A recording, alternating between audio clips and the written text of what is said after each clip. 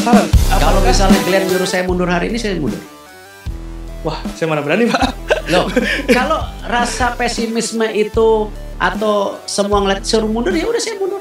Wah, akhirnya terungkap juga. Ternyata ini dia pekerjaan sosok berinisial S itu. Presiden FIFA bisa terkejut mendengarkan ini.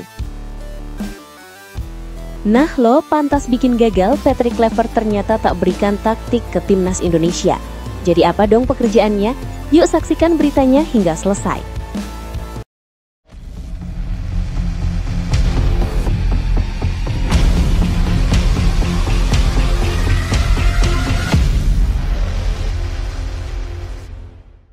Mohon subscribe channel Timnasku Indonesia agar tidak ketinggalan informasi Timnas Indonesia. Patrick Kluivert resmi dipecat, ini kata mantan asisten Shin Tae-yong. Akhirnya keinginan publik sepak bola Indonesia terkabul juga. Setelah sekian lama desakan datang dari berbagai pihak, Patrick Kluivert resmi dipecat oleh PSSI usai gagal total membawa timnas Indonesia lolos ke Piala Dunia 2026. Kabar ini diumumkan secara resmi oleh PSSI pada Kamis 16 Oktober 2025 melalui laman resminya. Dalam pernyataan tersebut, PSSI mengonfirmasi bahwa kedua belah pihak telah sepakat untuk mengakhiri kerjasama lebih awal melalui mekanisme mutual termination. Artinya, tidak ada kompensasi atau denda yang harus dibayar karena keputusan ini disetujui bersama oleh kedua pihak. Patrick Kluivert sebenarnya masih memiliki kontrak hingga tahun 2027. Namun hasil buruk yang diraih timnas Indonesia di bawah asuhannya membuat kepercayaan publik dan federasi semakin menurun. Kegagalan demi kegagalan yang dialami tim Garuda di ajang internasional menjadi alasan utama pemecatan ini. PSSI dalam pernyataannya menyebut keputusan ini diambil dengan mempertimbangkan dinamika internal dan arah strategis pembinaan timnas ke depan. Dengan kata lain, federasi ingin melakukan pembenahan total sebelum proyek besar selanjutnya dimulai. Menariknya, bukan hanya Patrick Kluivert yang diberhentikan. Seluruh jajaran kepelatihan asal Belanda juga ikut didepak. Nama-nama seperti Alex Pastoor, Danny Lanzat, hingga pelatih timnas Indonesia U23 Gerard van den Berg dan pelatih U20 Frank van Kempen turut diberhentikan dari jabatannya. Dengan demikian, seluruh struktur kepelatihan asing yang sebelumnya menjadi bagian dari proyek revolusi sepak bola Indonesia kini resmi berakhir.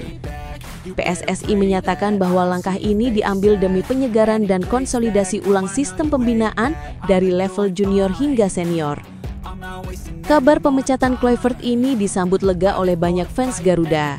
Sejak awal, publik menilai gaya kepelatihan Kluivert kurang cocok dengan karakter pemain Indonesia. Selain itu, performa timnas di bawah arahannya dianggap menurun drastis dibandingkan era Shin Tae-yong. Banyak yang menilai Kluivert terlalu pasif dan tidak punya kedekatan emosional dengan para pemain. Sementara itu, Shin Tae-yong dikenal sebagai sosok yang tegas, disiplin, namun juga dekat dengan pemain, bahkan sampai ke level kelompok umur. Kini pertanyaan besar muncul. Siapa yang akan menggantikan posisi Patrick Kluivert sebagai pelatih kepala timnas Indonesia? Dalam waktu dekat, PSSI kemungkinan akan menunjuk pelatih sementara atau caretaker untuk memimpin tim pada FIFA Matchday bulan November 2025.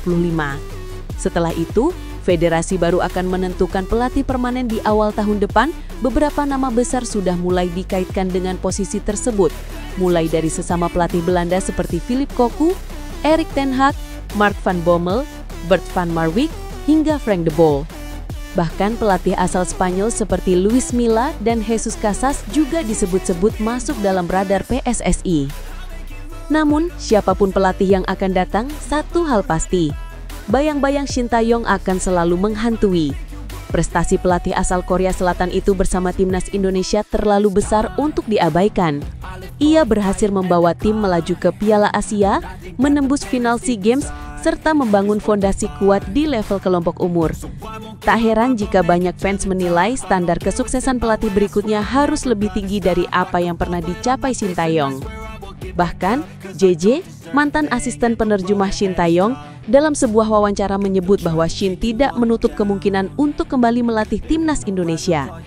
Namun, ada satu syarat utama yang diajukan. Kendali penuh atas tim harus berada di tangannya tanpa intervensi dari pihak manapun. Menurut JJ, Shin masih memiliki tekad besar untuk membawa Indonesia melangkah lebih jauh, tetapi ia ingin kebebasan penuh dalam menentukan pemain, taktik, dan program latihan. Kini, bola panas ada di tangan PSSI. Publik tentu menunggu siapa sosok yang akan dipercaya memimpin skuad Garuda menuju babak baru perjalanan mereka. Namun satu hal yang pasti, siapapun pelatihnya nanti akan menghadapi tekanan luar biasa. Jika tak mampu menyamai, apalagi melampaui prestasi Shin Tae-yong, maka hujatan dari para pendukung fanatik Garuda tak akan bisa dihindari.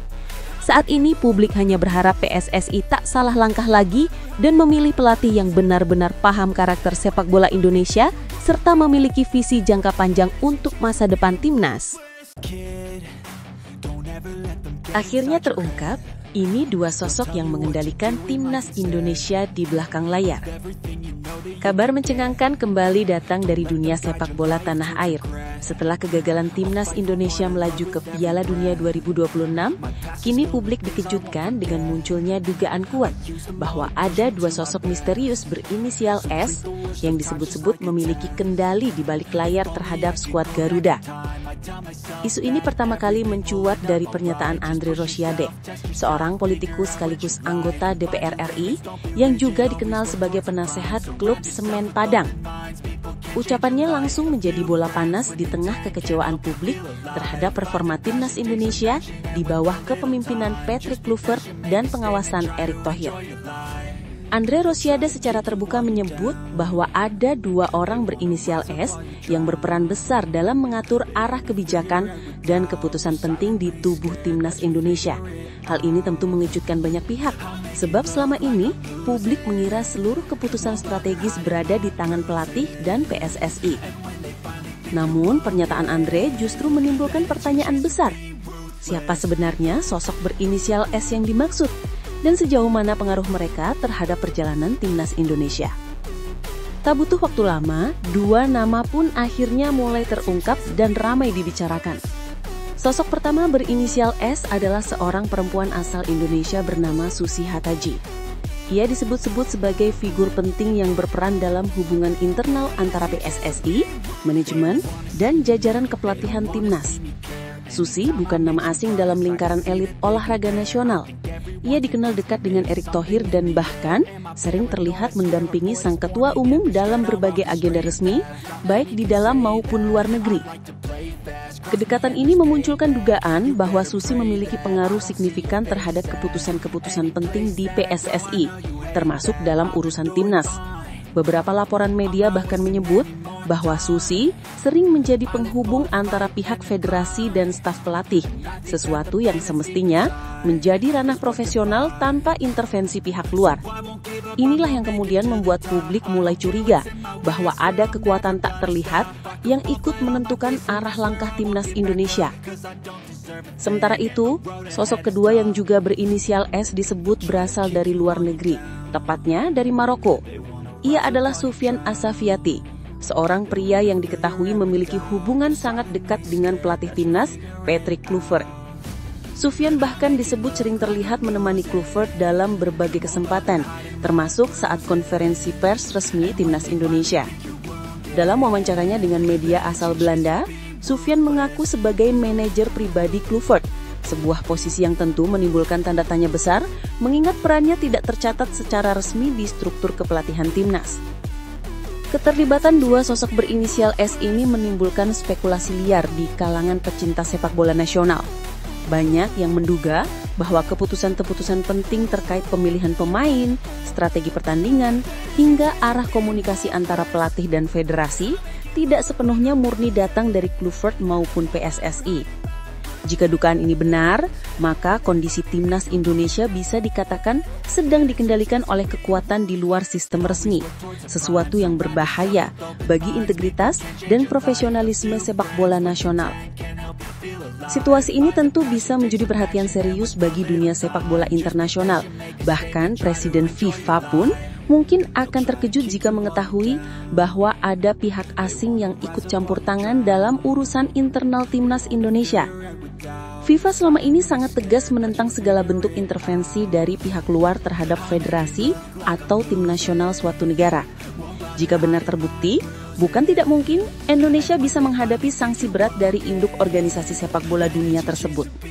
Kini, publik menunggu langkah tegas dari PSSI dan pihak berwenang. Apakah benar dua sosok berinisial S tersebut memiliki peran di balik layar? Ataukah isu ini hanya bentuk kekecewaan yang berkembang di tengah kegagalan timnas Indonesia? Satu hal yang pasti, kabar ini telah mengguncangkan kepercayaan publik terhadap transparansi dan independensi timnas. Banyak yang berharap agar federasi segera memberikan klarifikasi terbuka dan memastikan bahwa sepak bola Indonesia dikelola secara profesional, bebas dari intervensi, dan demi kepentingan bangsa, bukan kepentingan pribadi atau kelompok tertentu.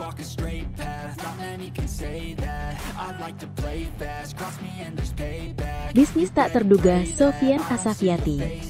Nama Sofyan Assafiati mendadak menjadi sorotan publik setelah kegagalan timnas Indonesia melaju ke Piala Dunia 2026. Di tengah derasnya kritik terhadap Patrick Kluivert dan Erick Thohir, muncul sosok misterius ini yang disebut-sebut sebagai pengendali di balik layar skuad Garuda. Politikus Andre Rosiade memicu kontroversi besar dengan pernyataannya tentang adanya dua sosok berinisial S yang diduga memiliki pengaruh kuat terhadap perjalanan timnas. Dan salah satunya adalah Sofyan Assafiati, nama yang kini menjadi topik hangat di dunia sepak bola Indonesia. Sofyan bukanlah nama yang sering terdengar di telinga masyarakat Indonesia. Namun, kehadirannya yang selalu menempel pada Patrick Kluivert membuat banyak pihak bertanya-tanya.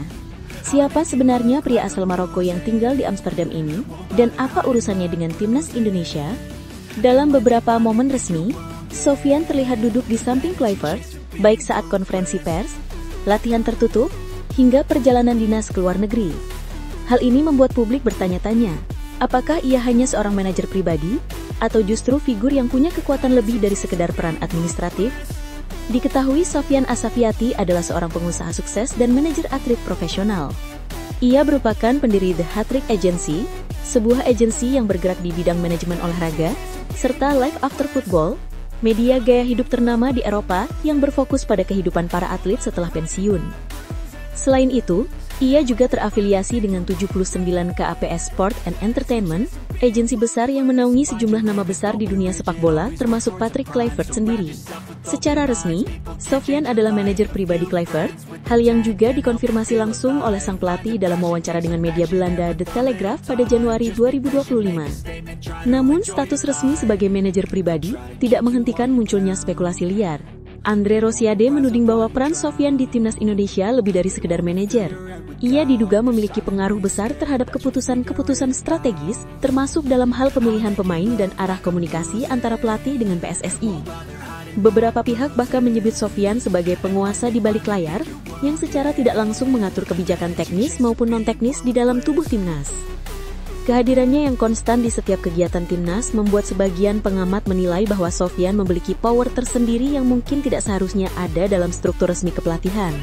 Di sisi lain, para pendukungnya menganggap tudingan tersebut terlalu berlebihan. Mereka berpendapat bahwa Sofyan hanya menjalankan tugas profesionalnya sebagai manajer yang mendampingi kliennya kemanapun pergi.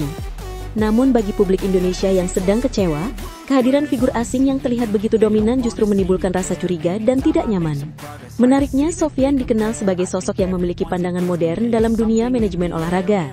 Melalui platform Life After Football, ia mengkampanyekan pentingnya membangun citra dan kehidupan para atlet di luar lapangan. Visi ini membuatnya dihormati di Eropa, tetapi di konteks timnas Indonesia, peran seperti itu menjadi rumit. Ketika sebuah tim nasional mewakili kehormatan bangsa, keterlibatan pihak luar, apalagi warga asing tentu akan memunculkan perdebatan besar tentang kedaulatan dan independensi sepak bola nasional. Kini nama Sofyan Assafiati telah menjadi bagian dari narasi besar di balik drama timnas Indonesia. Apakah benar ia memiliki peran lebih dari sekedar manajer pribadi? Ataukah ia hanya menjadi kambing hitam di tengah kegagalan yang sudah kompleks sejak awal? Publik tentu menunggu klarifikasi resmi dari PSSI dan juga Patrick Kluivert sendiri. Satu hal yang pasti, isu ini telah membuka mata banyak pihak bahwa sepak bola modern bukan hanya soal strategi di lapangan, tetapi juga tentang siapa yang mengendalikan di balik layar. Jika benar ada bisnis tak terduga yang ikut berperan dalam pengambilan keputusan timnas, maka tak hanya penggemar, bahkan Presiden FIFA pun bisa dibuat terkejut melihat bagaimana sebuah tim nasional bisa berada di bayang-bayang kekuasaan individu. Kini semua mata tertuju pada Sofyan Asafiati, pria yang disebut-sebut menjadi sosok misterius di balik layar perjalanan sepak bola Indonesia.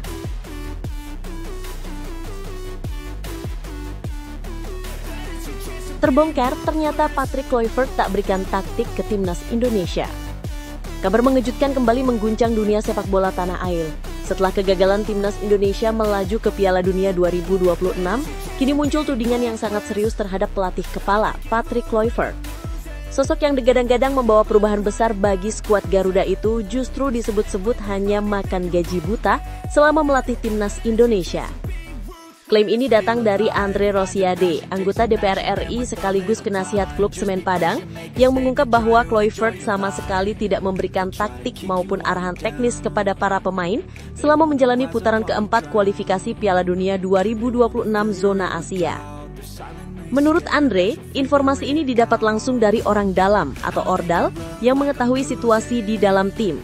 Ia menyebut bahwa selama berada di Arab Saudi, Kluivert tidak pernah melakukan simulasi taktik, tidak ada sesi latihan strategi, bahkan technical meeting yang seharusnya menjadi forum penting bagi pelatih dan pemain hanya berlangsung sekitar 15 menit sebelum turun ke lapangan. Bisa ditanyakan nanti kepada pemain, selama di Arab Saudi tidak ada simulasi taktik yang akan diterapkan oleh pelatih, ujar Andre seperti dikutip dari CNN Indonesia. Hal ini tentu sangat mengagetkan publik.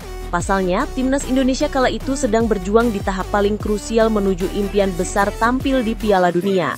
Namun, 2 kekalahan beruntun melawan Arab Saudi 2-3 dan Irak 0-1 menjadi bukti bahwa skuad Garuda benar-benar kehilangan arah. Andre bahkan membandingkan kondisi ini dengan klub yang ia kelola, Semen Padang. Ia menegaskan bahwa setiap pelatih profesional pasti melakukan simulasi dan strategi matang sebelum pertandingan. Saya tahu bagaimana seharusnya tim dipersiapkan. Biasanya ada strategi yang disimulasikan, tapi di timnas tidak ada. Latihan hanya sebatas pemanasan, tambahnya. Yang lebih mengejutkan lagi, Andre Rosiade juga menyinggung soal besarnya gaji Patrick Kluivert yang dikabarkan mencapai puluhan miliar rupiah per tahun. Angka fantastis ini tentu membuat publik semakin geram jika benar sang pelatih tidak bekerja maksimal.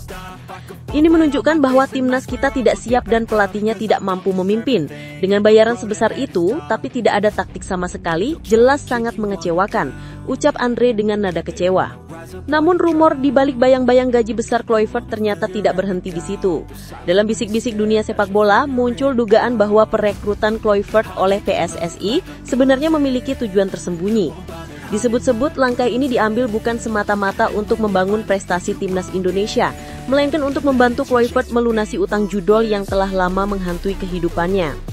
Rumor ini semakin liar ketika beberapa media luar negeri melaporkan bahwa Kluivert pernah terseret kasus finansial akibat kecanduan judi di masa lalu yang bahkan membuat hubungannya dengan sejumlah klub Eropa menjadi tegang. Tak hanya itu, beberapa pengamat sepak bola nasional mulai berspekulasi bahwa kekalahan timnas Indonesia di babak kualifikasi pun sebenarnya sudah direncanakan.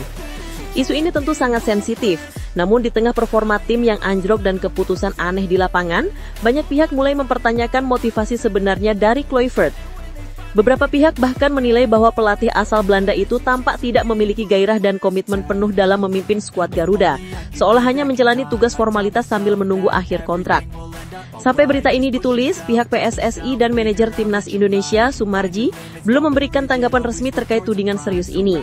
Namun, publik kini mulai menuntut transparansi dan evaluasi menyeluruh terhadap kontrak serta kinerja Patrick Kluivert. Jika benar ia tidak pernah memberikan arahan taktis dan hanya menikmati gaji besar tanpa hasil nyata di lapangan, maka ini bisa menjadi skandal besar dalam sejarah sepak bola Indonesia.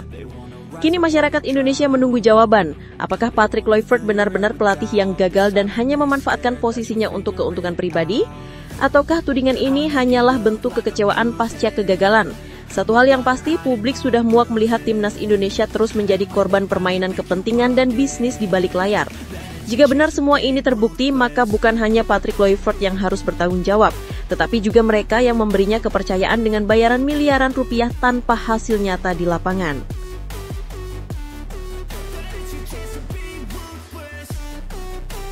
Pelatih Uzbekistan resmi setujui jadi pelatih timnas Indonesia.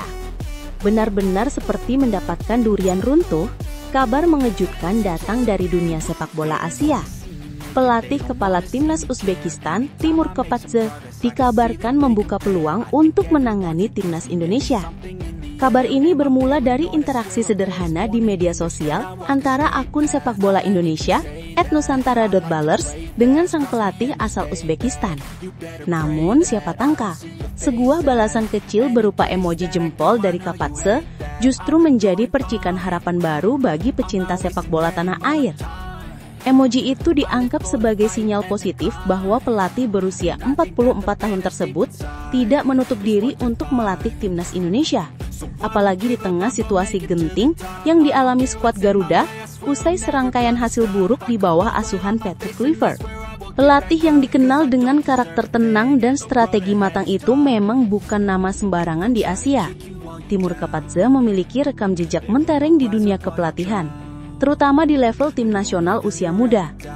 Ia sukses membawa Uzbekistan U23 melaju hingga final Piala Asia U23 2024, dan yang paling diingat publik Indonesia tentu ketika tim asuhannya menumbangkan Garuda Muda dengan skor 2-0 di semifinal.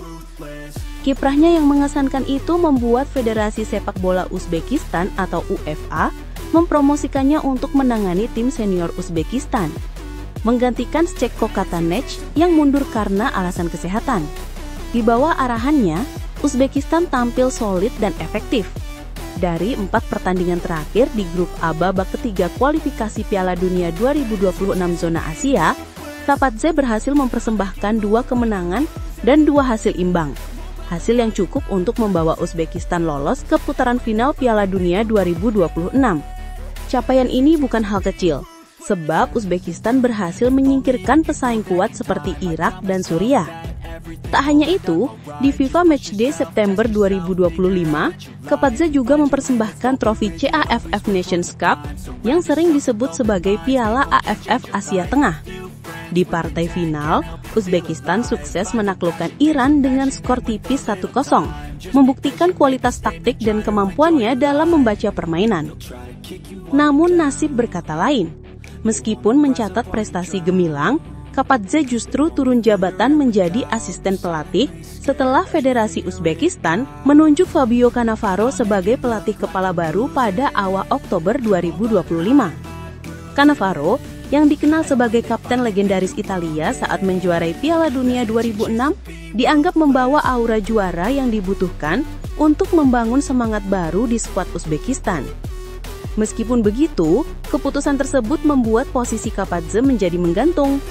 Ia kini bukan lagi pelatih utama, dan hal ini membuka celah besar bagi federasi lain termasuk PSSI untuk mendekatinya. Dengan pengalaman dan pemahamannya terhadap karakter sepak bola Asia, Kapatze dinilai sangat cocok memimpin timnas Indonesia. Ia memahami gaya permainan cepat dan agresif khas Asia Tenggara, serta memiliki kemampuan untuk menyeimbangkan strategi menyerang dan bertahan secara disiplin. Pengalamannya melatih pemain muda juga menjadi nilai tambah besar, mengingat banyak pemain Indonesia saat ini berasal dari generasi muda yang sebelumnya tampil di Piala Asia U23. Para penggemar sepak bola Indonesia pun tampak antusias dengan kabar ini. Banyak yang beranggapan bahwa Timur Kapatze bisa menjadi sosok penyelamat setelah era Patrick Kluivert yang dianggap gagal membawa prestasi. Tak sedikit pula yang menilai emoji jempol yang diberikan Kapatze di Instagram sebagai tanda bahwa ia benar-benar tertarik dengan tawaran tersebut. Apalagi dengan statusnya saat ini hanya sebagai asisten pelatih, peluang untuk menukangi tim sebesar Indonesia tentu sangat menggoda. Jika benar PSSI berhasil mendatangkan Timur Kapatze, maka ini bisa menjadi momentum besar bagi sepak bola Indonesia. Ibarat durian runtuh, Garuda bisa mendapatkan pelatih berkualitas tinggi yang punya pengalaman membawa tim Asia ke level tertinggi. Mungkin inilah saatnya Indonesia benar-benar bangkit, bukan hanya berbicara di level ASEAN, tapi juga Asia. Pertanyaannya kini, apakah PSSI akan bergerak cepat sebelum negara lain lebih dahulu mengamankan tanda tangan sang pelatih berbakat ini? Bagaimana menurut kalian? Apakah Timur Kapatze memang sosok yang tepat menggantikan Patrick Kluivert? Apakah Indonesia benar-benar beruntung kali ini dengan peluang mendapatkan pelatih sekelasnya? Tulis pendapatmu di kolom komentar.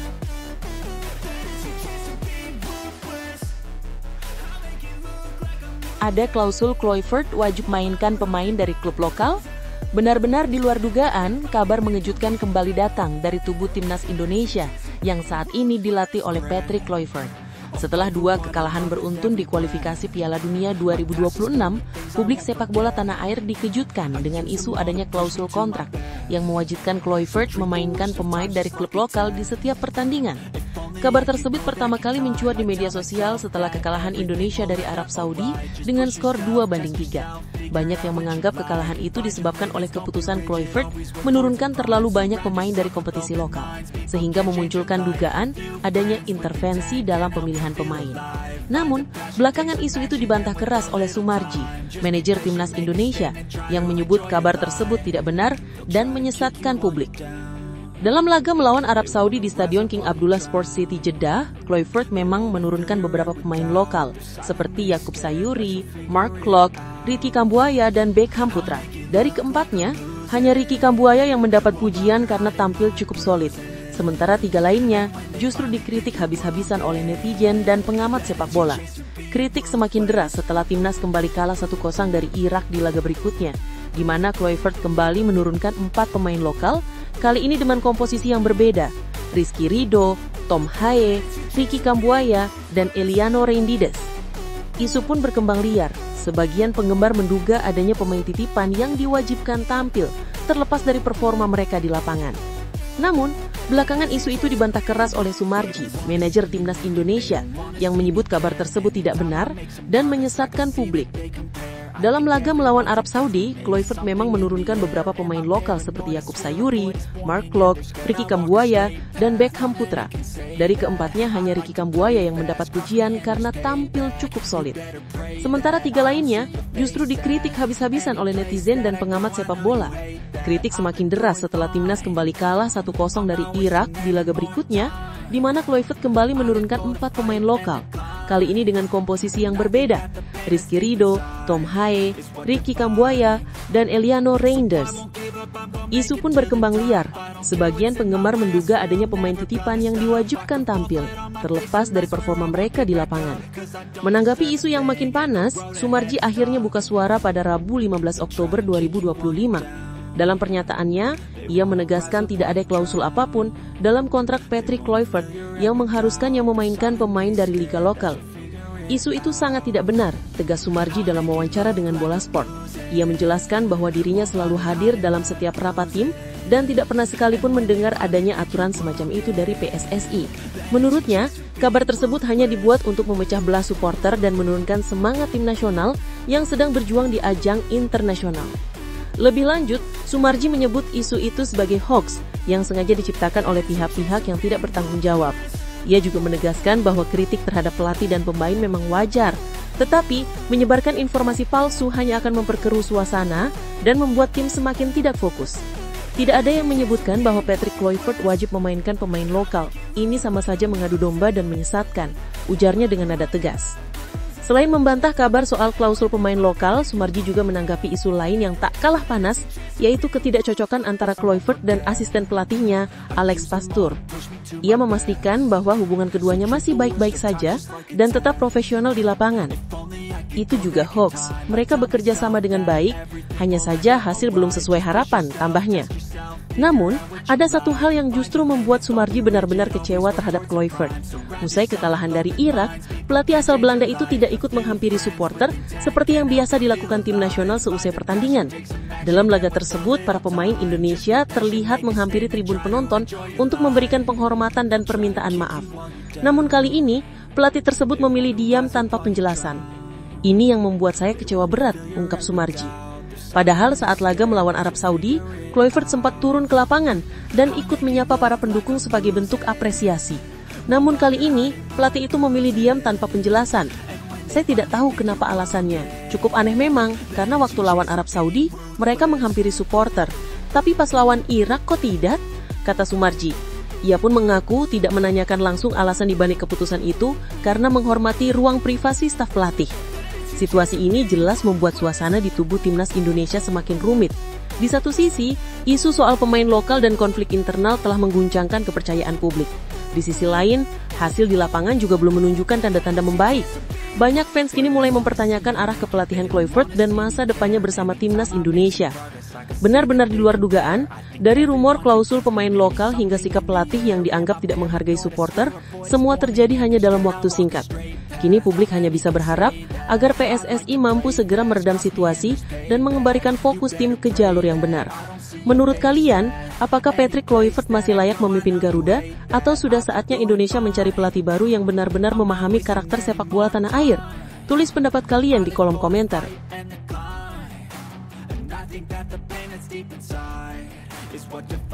Shin Tae-yong tulis surat terbuka permintaan maaf. Benar-benar di luar dugaan, kabar mengejutkan datang dari Korea Selatan. Shin Tae-yong, pelatih yang pernah membawa timnas Indonesia mencatat sejarah di berbagai ajang internasional, akhirnya resmi dipecat oleh klub Ulsan HD. Keputusan itu diumumkan pada Kamis 9 Oktober 2025, hanya 2 bulan setelah ia ditunjuk sebagai pelatih kepala.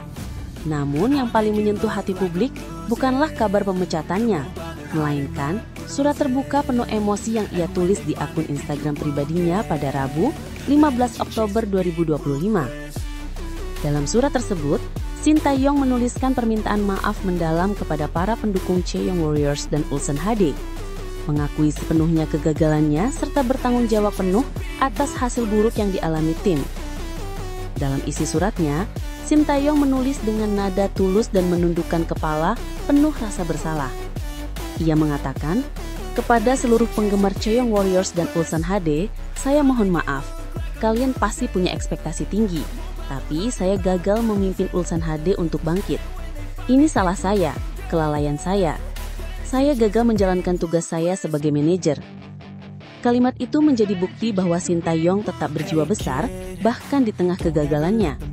Ia menegaskan bahwa tidak ada alasan yang bisa membenarkan hasil buruk tersebut dan dirinya tidak berniat lari dari tanggung jawab. Meskipun gagal, pelatih asal Korea Selatan itu menyebut dirinya telah berusaha sekuat tenaga untuk membawa Ulsan HD bangkit. Saya telah melakukan yang terbaik untuk membantu Ulsan HD bangkit. Seperti kalian semua, saya ingin Ulsan HD membalikan keadaan, melangkah maju, membangun kembali tim yang bergengsi. Tapi ternyata tidak berjalan sesuai keinginan saya, tulisnya lagi.